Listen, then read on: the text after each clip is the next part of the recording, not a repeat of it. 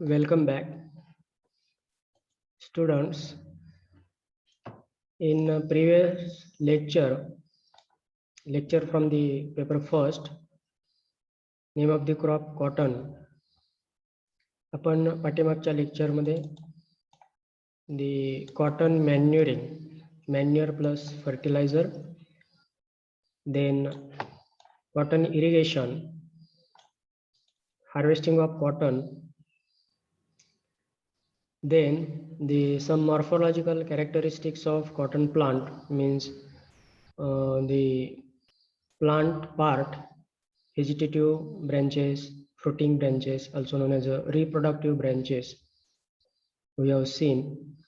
Again, we have seen the different stages of the square formation, that is the bole initiation up to its bole development. Again, the stages of flowering. At the first day, it is looking like at the second day, then on the third and fourth day, and at the end, at the fifth and sixth, seventh day, how it is looking like. And next one, the stage of cotton development also, that is the flower, its parts, then bole, its parts, and bur, also known as the locule containing seeds. Then after, the harvesting methods we have seen, that is the by traditional method with the help of human labor, modern method like harvesting with the big machineries. Then yield and quality aspects. So yield under the different conditions, and again for the different varieties. Already we have seen the quality of cotton, its judgment. The points are staple length, fineness, maturity, strength, and ginning percentage, their definitions, etc. etc. Today we are going for our next phenomenon from this chapter, same chapter, that is the plant protection, means pest and diseases in cotton. Regarding the first one, important pest of cotton. So the cotton pest are divided into two category. हे जे paste आहेत हे दोन group मध्ये विभागले जातात. The first, pre-flowering pest, and second, that is the post-flowering pest. You can see here, post-flowering pest. In case of first one, that is the pre-flowering pest, majority of pests are sucking pest. कापूस या पिकामध्ये रस शोषण करणाऱ्या किडी ह्या अतिशय त्रासदायक ठरतात आणि ह्या व्हेजिटेटिव्ह ग्रोथ वरती येतात. So these are known as a pre flowering, म्हणजे फुलं येण्याच्या अगोदर व्हेजिटेटिव्ह ग्रोथ. एखाद्या किंवा कोणत्याही पिकाची ज्यावेळेस त्याला फुलं येतात त्या स्टेज पासून त्याची रिप्रोडक्टिव्ह ग्रोथ चालू होते. So these are usually sucking pest type and attack the crop before flowering. These pests are aphids, jassids, thrips, whiteflies and mites. ज्याला आपण मावा, तुडतुडे अशा प्रकारचे किंवा पांढरी माशी ही नावं त्याला किंवा बाकीच्या पिकांमध्ये ऑलरेडी पाहिलेली आहेत.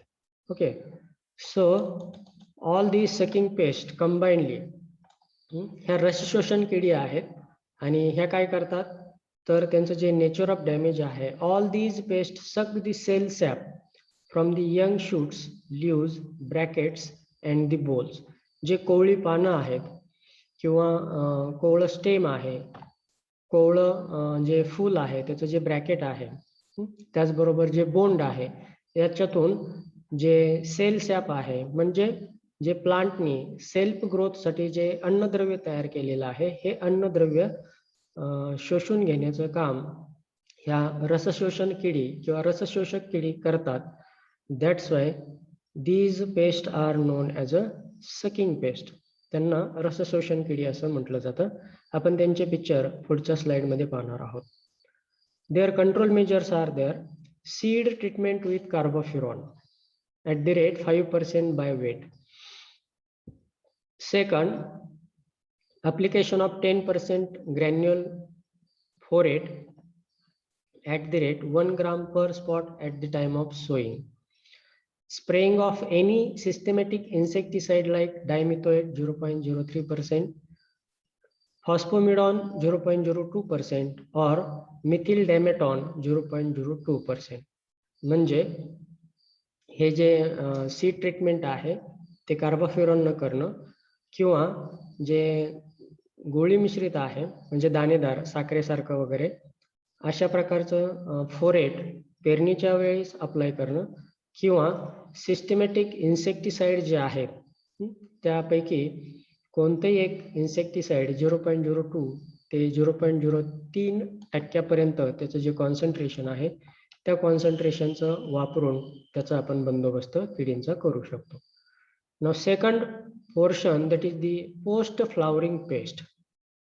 So these post flowering pest means after flowering up to the boll development, and amongst these the first one, bollworm complex is a serious and major pest in case of cotton. ज्याला bollworm complex म्हणजे 3 प्रकारच्या आळी ह्या कापूस या पिकावरती किंवा कॉटनवरती flowering किंवा फुलं आल्यानंतर त्याचं जे मॅच्युरिटी आहे तोपर्यंत येतात आणि ह्या 3 प्रकारच्या ज्या आळ्या आहेत त्यांच्या ज्या मॉर्फोलॉजिकल कॅरेक्टरिस्टिक्स आहेत त्याच्यावरून स्पॉटेड बोलवर्म, अमेरिकन बोलवर्म आणि पिंक बोलवर्म ज्याचे पिक्चर्स आपण पुढील स्लाइडमध्ये पाहणार आहोत, ह्या तिन्ही आळींना मिळून बोरवर्म कॉम्प्लेक्स एक गट तयार केलेला आहे आणि बऱ्याच वेळा हा 2 मार्काला त्या ठिकाणी विचारला जातो. Bollworm complex in cotton. That's why there is a making of star here. Okay, you can see star is there. So the nature of damage, depending upon their names, the nature of damage is there. So bollworm are the most serious pest of cotton crop. 25 to 30% reduction in yield of cotton is only due to attack of bollworm. There are 3 types of bollworm. म्हणजे ह्या ज्या वर्म ज्याला आपण अळी म्हणतो ह्या 3 प्रकारच्या आहेत आणि कापूस या पिकामध्ये 25 ते 30% कापसाचं नुकसान किंवा उत्पन्नामधलं नुकसान हे फक्त या 3 आळ्यांमुळे होतं आणि म्हणून यांना कापसामधील सिरियस पेस्ट गंभीर कीटक असं संबोधलं जातं. The first one, spotted bollworm. Initially larvae feed on the growing shoot. Later on it feeds on the buds and bolls. The infested bolls shows holes filled with excreta. ह्या ज्या अळीचं जे nature of damage आहे किंवा हीच ती अळी आहे हे कशावरून ठरवलं जातं तर सुरुवातीला ही अळी लार्वा स्टेजमध्ये म्हणजे एकदम लहान स्वरूपाची अळी असताना कॅटरपिलर म्हणजे ज्या अळीच्या अंगावरती आपल्याला केस वगैरे दिसतात किंवा जी फुल्ली ग्रोथ तिची झालेली आहे मॅच्युरिटी स्टेज जवळ आलेली आहे अशा प्रकारची अळी ज्याला कॅटरपिलर असं म्हटलं जातं आणि लार्वे ज्याला आपण आपल्या भाषेमध्ये सुतं किंवा अतिशय लहान आकाराची वळवळणारे अशा प्रकारची जी अळी असते तिला आपण लार्वे असं म्हटलं जातं आणि ही सुरुवातीला काय करते तर ग्रोईंग शूट वरती फिडिंग करते आणि त्याच्यानंतर जे बोल इनिशिएशन झालेलं आहे बोंड फॉर्मेशन झालेलं आहे त्याच्यावरती त्या ठिकाणी फिडिंग करते आणि ज्या बोलवरती तिनं फिडिंग केलेलं आहे त्या बोलला ती होल तयार करते आणि आतमध्ये शिरते बोलच्या आतमध्ये बोंडाच्या आत शिरते आणि आत शिरल्यानंतर जे होल जे आपल्याला शिरलेलं होल आहे तिथं काळसर पदार्थ म्हणजे तिचे जे वेस्टेज आहे ते आतमध्ये खात जाते आणि दुसऱ्या बाजूने जे वेस्टेज आहे ते सोडत जाते आणि हे त्याचं काय आहे तर स्पॉटेड बोलवर्म ओळखण्याची पद्धत आहे. We will see this picture later on. Second is the American bollworm. It is also known as a gram pod borer or Heliothis borer. म्हणजे अमेरिकन बोलवर्म किंवा हेलिओथिस बोरर किंवा ग्राम पॉड बोरर हरभरा या पिकामध्ये ज्याला मराठीमध्ये घाटे अळी असं म्हटलं जातं.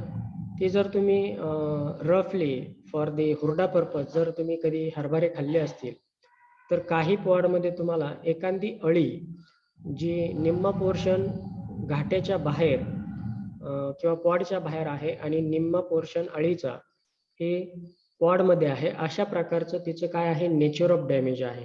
म्हणजे ती कशी ओळखायची, तर ती नेहमी आपला हाफ बॉडी पोर्शन हा बाहेर ठेवते आणि हाफ बॉडी पोर्शन हा बोलमध्ये किंवा पॉडमध्ये एंटर करते आणि आतील याच्यावरती फिडिंग करते. So it is called as a gram pod borer और हेलिओथेस borer. The larvae feed on leaves, square and bolls. While feeding half part of the body, larvae remains outside the bowl. म्हणजे ती काय करते, निम्मा आपला शरीराचा भाग हे बोंडाच्या बाहेर ठेवते आणि निम्मा आतमध्ये. Then next one, that is the pink borer, that is the third one. It bore into the bowls and feed on inner content. Extremely, no signs of damage is seen. Dropping of affected bowls takes place. आता ही जी आहे, वरून जरी एखादं बोंड आपल्याला किंवा बोल healthy दिसत असलं तर ही अळी आतमध्ये शिरते आणि आतून त्या बोलला फिडिंग करते, ज्याच्यामुळं काय होतं तर बाहेरून आपल्याला आतमध्ये अळी आहे का नाही ओळखता येत नाही आणि ज्या वेळेस आतलं सर्व कंटेंट संपेल त्यामुळं ते बोल जे आहे किंवा बोंड आहे खाली पडतं, हे त्याचं मॅच्युरिटी साइन आहे. Okay. Then control measure, spraying of endosulfan, quinolphos or monochrotophos. Again, the spraying of systematic pyrethroids like cypermethrin, paramethrin in a particular quantity of water under the severe condition of these attack, and spraying of HNPV किंवा HPV बायोइन्सेक्टिसाइड. आता हा जो आहे nucleo पॉलिहायड्रसस virus याला नाव आहे आणि हा बायोइन्सेक्टिसाइड आहे. म्हणजे जे व्हायरस किंवा ज्याला आपण the enemies are natural enemies are against the particular pest is used to control. मराठीमध्ये आपण काट्याने काटा काढणं ही जी टर्म वापरतो, ह्या सुद्धा ठिकाणी नॅचरली जो न्यूक्लिओ पॉलिहायड्रस व्हायरस नावाचा जो व्हायरस आहे हा या आळ्यांवरती काय करतो, फिडिंग करतो. तर तो तयार कसा केला जातो, तर ह्या व्हायरसचं जे कल्चर आहे हे कल्चर काय केलं जातं, जे फुगवलेले किंवा ज्याला आपण पाण्यामध्ये भिजत ठेवलेले किंवा मोड यायच्या अगोदर जे घाटे ज्याला हरभरे असे म्हणतो त्याच्यावरती लावलं जातं. या आळ्यांना त्या म्हणजे स्पॉटेड बोलवर्म असेल किंवा अमेरिकन असेल किंवा पिंक बोलवर्म असेल याचे कॅटरपिलर ह्या आळ्या गोळा केल्या जातात, त्यांना त्या खाऊ घातल्या जातात आणि हे घाटे खाल्ल्यानंतर हे व्हायरस त्यांच्या शरीरामध्ये जातात. तेथील साधारणतः प्रोटीनवरती ते अटॅक करतात. पर्यायानं अळीची डेथ होते, ती अळी सडली जाते. तोपर्यंत ह्या व्हायरसचं मल्टिप्लिकेशन हजारो लाखो पटीनं त्या ठिकाणी होतं आणि यांचा एक्स्ट्रॅक्ट काढला जातो आणि पुन्हा हे बायो इन्सेक्टिसाइड म्हणून फील्डमध्ये स्प्रेइंगसाठी वापरलं जातं, ज्याला न्यूक्लिअर पॉलिहायड्रोसिस व्हायरस बायो इन्सेक्टिसाइड असं म्हटलं जातं. So this is about the pest and diseases in case of the cotton. Regarding the sucking pest and post flowering pest, bollworms are important one. The red cotton bug and white cotton bug, these are the store pest. Okay, next one, important diseases of cotton. So first one, cotton wilt. Second, anthracnose. Third one, dahiya or powdery mildew. And next one, black arm or bacterial blight. So in case of cotton, the anthracnose and black arm are the important one. The symptoms are there.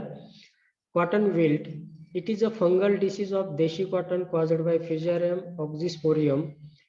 It is a soil borne as well as seed borne disease. हा जो रोग आहे हा फिजियारम ऑक्झिस्पोरम या कारणीभूत घटकामुळं किंवा फंगसमुळं येतो. आणि हा जो फंगस आहे हा एक जनरेशन टू नेक्स्ट जनरेशन सुद्धा सीड मधून ट्रान्सफर होतो किंवा तो जमिनीमधून सुद्धा पिकांवरती त्या ठिकाणी परिणाम करतो. The symptoms are there. The disease appear after 1 month of sowing. पेरणीनंतर एका महिन्यानी हा त्या ठिकाणी अटॅक करायला सुरुवात होतो. Gradual weathering and dropping of the whole plant. The wilting and dropping start from the top to bottom. ज्या प्लांट वरती हा रोग येतो त्याच्या शेंड्याकडील भाग त्याच्या बुंद्याकडे वाळत जातो आणि त्याचबरोबर पानगळ होणं किंवा प्लांट ड्रॉपिंग होणं हे त्याची लक्षणं किंवा सिम्पटम्स आहेत. The control measures are there. Seed treatment with mercurial compound like Cerasun. Second, growing wilt resistant Deshi varieties. Grow American cotton varieties which are not affected by this disease. म्हणजे एकतर बीज प्रक्रिया करणे आणि या रोगाला बळी न पडणाऱ्या व्हरायटींची लागवड करणे हे त्याचे कंट्रोल मेजर्स आहेत. Next one, anthracnose. It is a fungal disease of देशी cotton caused by colletotrichum indicum. The causal organism is there. Its symptoms are there. It is a seed borne disease. म्हणजे एका पिकातून दुसऱ्या पिकामध्ये कशाच्या माध्यमातून जातो तर बियाण्यांच्या माध्यमातून ट्रान्सफर होतो. In early stage, it affect the young seedling and later stage affect the bole. सुरुवातीच्या स्टेजमध्ये हा रोपांवरती फिडिंग करतो आणि नंतरच्या स्टेजमध्ये तो बोंडावरती फिडिंग करतो. Seedling stage, small reddish circular spots are found on leaves which finally results into dead heart of seedling. सुरुवातीला जे रोपं आहेत त्याच्या शेंड्यावरती फिडिंग केल्यामुळं ते रोप मरतं, ज्याला किंवा त्याची वाढ नंतर होत नाही, वाढ खुंटलेली राहते, ज्याला आपण डेड हार्ट्स असं म्हणतो. On the boll first small brown circular spots are found which enlarge and jointed together and form a lesion. जे बोल आहे त्याच्यावरती सुद्धा आपण हे त्याचे सिम्पटम्स पिक्चरमध्ये पाहणार आहोत. How it is looking like. Affected bole do not open properly and known as a कवडी. मराठी शब्द आहे. कवडी म्हणजे एखादं बोल किंवा आपण कवड्यांचे माळा वगैरे पाहतो ते कसं मिटलेलं राहतं, त्याचप्रमाणे हे जे बोल आहे हे बोल त्या ठिकाणी आपण एखाद्या कपड्याची शिवण केल्यानंतर ज्या प्रमाणे तिथला पोर्शन दिसतो त्याचप्रमाणे तिथले ते बोंड आहे ते दिसतं, त्याला कवडी असं म्हटलं जातं. When infection extend to the petioles, bole shedding takes place. म्हणजे जर जास्त प्रमाणात इन्फेक्शन असेल तर त्याच्यामुळं बोंड खाली पडणं हे सुद्धा होतं. Next, control measure. Use acid delinted seeds. जे आपण बियाणे प्रक्रिया बघितली आहे त्याच्यामधलं जे ऍसिड डिलेंटिंग आहे म्हणजे जे वरची फज आपण रिमूव्ह करतो H2SO4 न, ते सीड पेरणीसाठी वापरावं. Seed treatment with organomercurial compound like Ceresan, Agrosan likewise. Spray Bordeaux mixture copper oxychloride at 15 days interval. And next one, grow American cotton varieties which are resistant to particular disease. Then Dahiya or powdery mildew. म्हणजे आपल्याला तोंडाला लावायची जी powder आहे ती powder जर आपण एखाद्या पानाच्या खालच्या साईडला जर टाकली तर ज्या प्रमाणात ते पान दिसेल तर त्याच प्रमाणे हा पावडरी मिल्ड्यू किंवा दही किंवा दह्यासारखं दिसणारं असं त्याचं नेचर आहे, त्याच्यामुळे त्याला मराठीमधला दहिया हा शब्द वापरला जातो किंवा तोच powdery mildew. Important fungal disease of cotton, desi cotton varieties and caused by ramularia areola. Symptoms, this disease appear first on older leaves. जे जुनी पानं आहेत बुंद्याकडली जमिनीकडली त्याच्यावरती पहिल्यांदा येतो. Affected leaf shows whitish growth on the under side. पानाच्या खालच्या बाजूला पांढरी बुरशी वाढलेली दिसते. Infected also observed on brackets. Infection also observed on bracket. जे ब्रॅकेट आपण पाहिलेलं आहे बोंडाच्या खाली जो हिरवा पोर्शन आहे त्याच्यावरती सुद्धा दिसतं. Defoliation of leaves and bracket takes place. Next one, spraying with the sulfur, dusting 300 ml fine sulfur powder, grow American cotton varieties. And next one important, that is the black arm, also known as a angular leaf spot, also known as a bacterial blight. एकाच रोगाला 3 ते 4 नावं आहेत, किंवा एकाच कॅटेगरीमध्ये किंवा एकाच कॉझल organism मुलं वेगवेगळ्या स्टेजमध्ये त्याला वेगवेगळी नावं आहेत. रोग एकच, फक्त जसं जसं तो येत जाईल, म्हणजे सीडलिंग वरती असेल, बोल वरती असेल किंवा पानांवरती असेल, त्या ठिकाणी त्याची नावं बदलत जातात. तर पहिलं आहे तो म्हणजे हा जो डिसीज आहे तो झॅन्थोमोनास माल्वेसियरम या बॅक्टेरियामुळं त्या ठिकाणी येतो. तो 5 स्टेजमध्ये येतो. There are 5 stages of symptoms. पहिला आहे seedling blight. Brown colour spots हे रोपांवरती आढळतात, त्याला सीडलिंग ब्लाइट असं म्हटलं जातं. त्याच्यानंतर अँग्युलर लीफ स्पॉट, रोपानंतर पुन्हा तो पानांवरती दिसतो. जे पानाचा त्रिकोणी पोर्शन आहे तिथं हे ब्राऊन स्पॉट त्या ठिकाणी तयार करतो. त्याच्यानंतर व्हेन ब्लाइट, ज्या पानांच्या शिरा आहेत त्या शिरांवरती येतो.